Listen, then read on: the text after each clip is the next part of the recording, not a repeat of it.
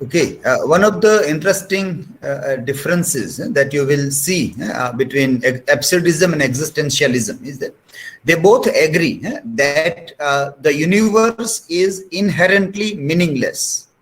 But existentialism states that we must create our own meaning. We must create our own meaning in this meaningless universe.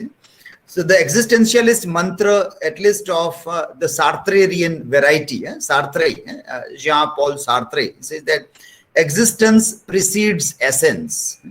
So we are born, we exist, and then we must choose to craft our own essence, our own purpose, our own meaning. That is the absurdism, on the other hand, focuses on the tension between a meaningless universe and our constant striving to find meaning.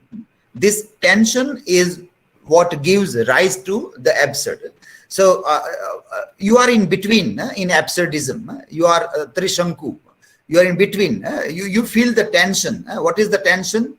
Tension is between meaningless universe and our constant striving to find meaning. And in between you are. That is absurdism. Existentialist, they believe that everything is meaningless, but I have to create my own meaning. I have to create my own essence, my own purpose. That is the interesting difference between existentialism and absurdism. Okay, fine. Next presenter is the last one for the day, Khushbu.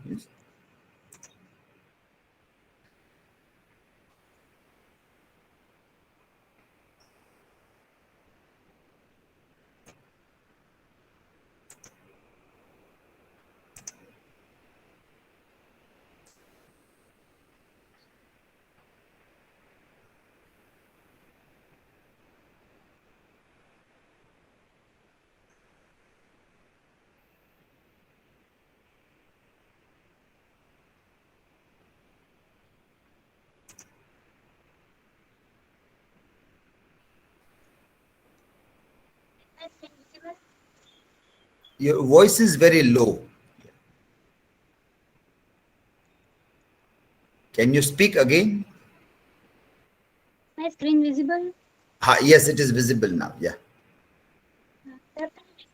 And my dear friends, today's my topic is trends and movements. And in that I have selected various movements. And let's see. Modernism. Origins of this movement were in late 19th and 20th centuries, and it is a self-conscious break from the traditional ways of writing in both poetry and fiction. Due to the effects of the World War, people were not having trust in anything, any of the scriptures or anything. So it was they started searching their own ways, totally different from the traditions, and due to that, they raise question on everything, on the rationality of human mind. It is search for the inner self and consciousness. Here is one quote by Theodor Adorno on the modernism. In the sharp contrast to traditional art, modern art does not hide the fact that it is something made and produced. On the contrary, it underscores the fact. So, modern art does not hide anything, but in fact, it highlights that it is made and produced. Stream of consciousness. This is another moment. It captures and narrates the natural flow of thoughts. The phrase first was used by William James in Principle of Psychology. Techniques used in modern novel also known as subjective or psychological novel. And the purpose of the stream of consciousness is to portray life and character by setting down everything that goes on in the hero's mind, notably all those important and chaotic thoughts sequences which occupy our idle and somnolent moments and to which in real life we pay ourselves little attention. So stream of consciousness captures the character's thoughts or person's natural flow of thoughts, whether it is very much chaotic, but it is natural, continuous flow of thoughts, and author captures that thoughts and tries to narrate in his works. Stream of consciousness. Every definite image in mind is tapped and dyed in the free water that flows around it. The significance, the value of the image is all in this halo or penumbra that surrounds and escorts it. Consciousness does not appear to itself chopped in widths. It is nothing jointed, it flows. Let us call it the stream of thought, of consciousness, or of subjective life. Uh, these are the novelists of the stream of consciousness in England. Dorothy Richardson and his work, his painted roofs, James Joyce, Ulysses, and a portrait of the artist as a young man. And Virginia Woolf. His major works are Mrs. Dalloway to the Lighthouse and the Waves. These all works are written in the technique of stream of consciousness. And these two are the paintings which describe the expressionism in a better way. Here we can see that one man is putting his hands on both the ears as if he is scared of something. So these paintings are little blurred ones, but they express the feelings, the state of mind of the person. So it shows the how emotions at the extremes, the expressions of the thoughts of mind are expressed in these pictures. Although they are blurred, but it shows expressionism.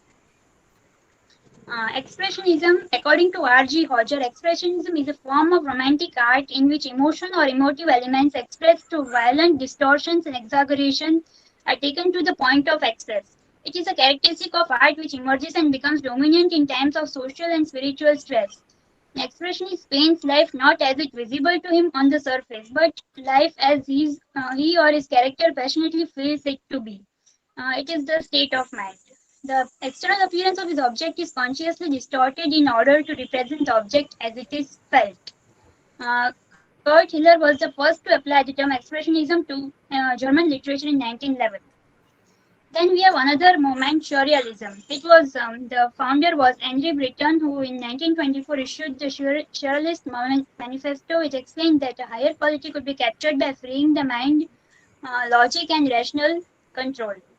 Expression of imagination as realized in dreams and presented without conscious control. It is the exploration of mind, aimed at synthesizing the workings of the unconscious mind with those of the conscious mind.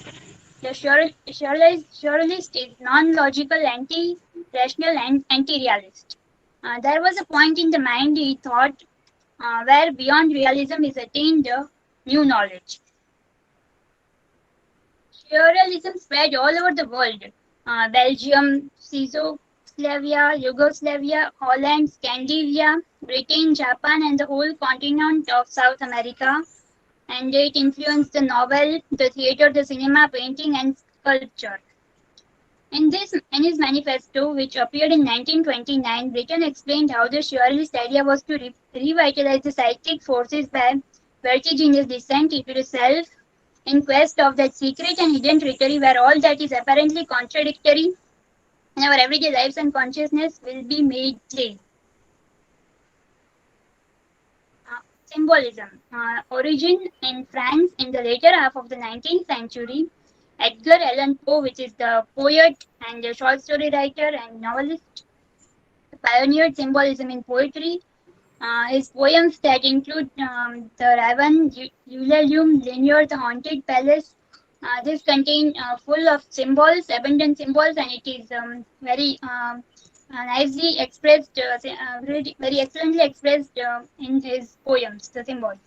A symbolist uses words to describe a mode of literary expression in which words are used to suggest states of mind rather than for their objective, representational, or intellectual content. So it expresses state of mind rather than intellectual or anything. According to Poe, the chief aim of the poet is to catch a glimpse of the supernatural beauty which can be provided by the employment of symbols. Futurism, a style developed by a group of Italian artists in the 20th century. The futurists were revolutionary and radical in their approach to art and literature. Futurists stood for a complete break with tradition and exploration of new forms, new subjects, and new styles, all keeping in with the advent of the mechanistic age. The main principle of this movement were dynamism, the cult of speed and machine, rejection of the past, and the glorification of patriotism and power. It includes in free verse, phonetic poetry, and a telegraphic language without adjectives or adverbs or much syntax. It stood for the liberty of language. Dadaism was founded in Zurich in 1916 by Tristan Tzara with the avowed object of perverting and demolishing the tenets of art, philosophy, and logic and substituting them with conscious madness as a protest against the madness of war. It was opposed to form and order. The artists and poets used collage to arrange objects and words into meaningless and illogical patterns. So it avoided form and order. It wished to destroy art along with bourgeois society. In this mostly were collage effects, the arrangement of unrelated objects and words into a random fashion. These are citations.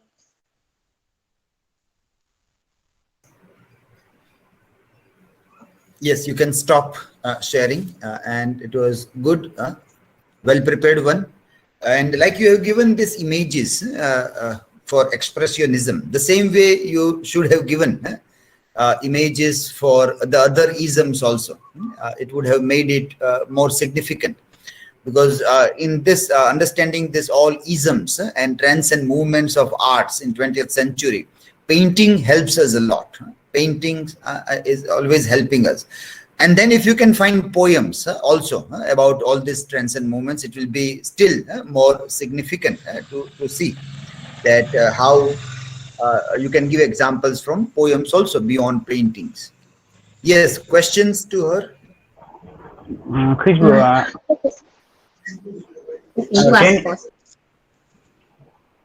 Khushbu, can you define that what is the expressionism? Expressionism is expression of the emotions and feelings of human mind, rather than the perfection or intellectuality. Yes, by the time the answers are given, all of you other students start evaluating also. So don't forget to evaluate in this last presentation. So you all will get a clear-cut chart also of once everybody has submitted, then you will get a chart about how you are evaluated by your classmates in the presentations, which you can save for your digital portfolio also. Okay, Khushbu, I want to ask you that as you have explained surrealism, can you give an example of a modern from modern literature that can be surrealism or surrealistic? Yes, there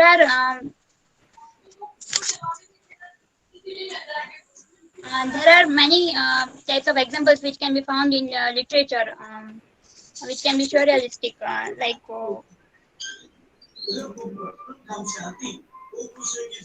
Henry Breton, yes, who in 1924 issued the first Surrealist Manifesto, which explained that a higher reality could be captured by freeing the mind from logic and rational control. So, in his second manifesto, which appeared in 1929, Breton explained how the Surrealist idea was to revitalize the psychic forces by a vertiginous descent into the self in quest of that secret and hidden territory where all that is apparently contradictory in our everyday lives and consciousness will be made plain. This type of work actually avoids logic and reasoning, but it follows some kind of institution of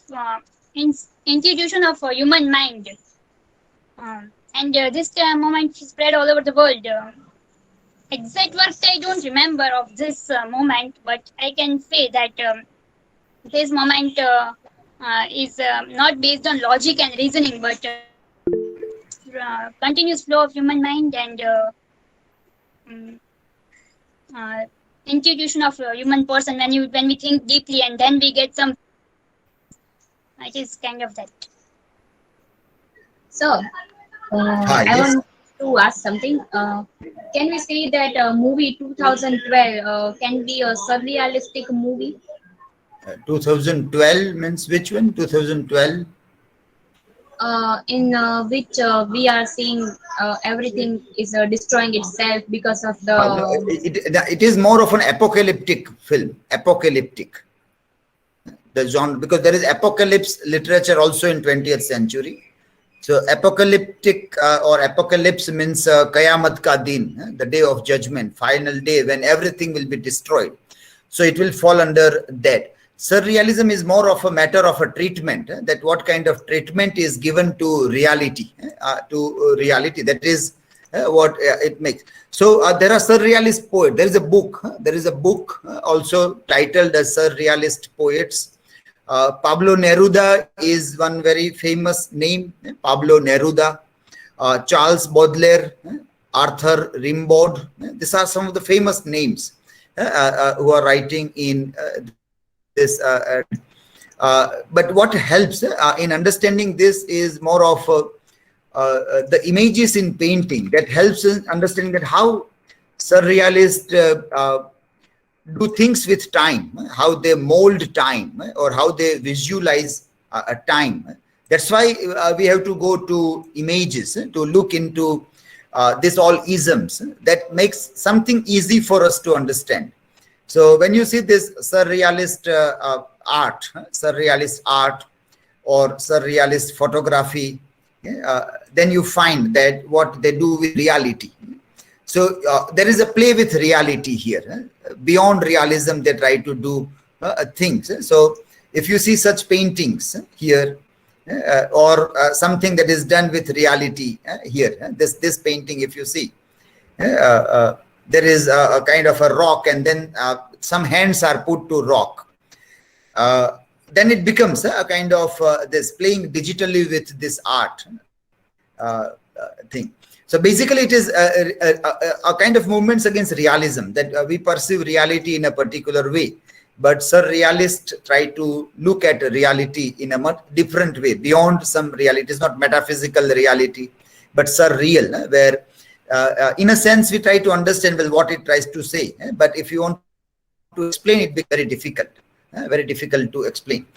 So but yes, Inception can be considered, the treatment of film Inception is very surrealistic. It's because when you watch that film, you find that you are at different level. You are in dream sequence also. Something is happening in reality, something is happening in dream sequence. So that treatment,